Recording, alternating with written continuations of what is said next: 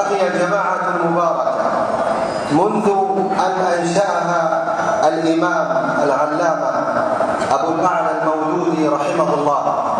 وأسكنه فسيح جناته، وهو علم.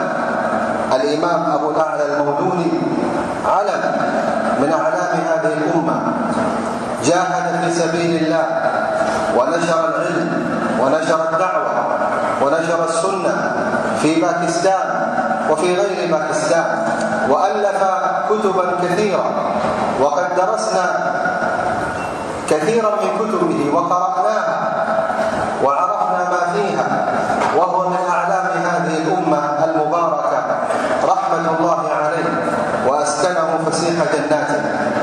ولما توفي رحمه الله صلى عليه المسلمون في المسجد الحرام صلاة الغائب، وهذا إن دل أيها الأحبة فإنما يدل على مكانة هذا الإمام العلم أبو الأعلى المولودي رحمه الله وأسكنه فسيح جناته.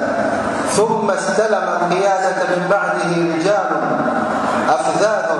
مباركون إلى أن وصلت القيادة إلى فضيلة الشيخ سراج الحق، وفقه الله وسدده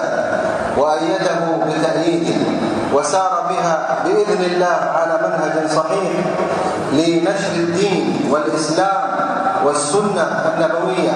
والدعوة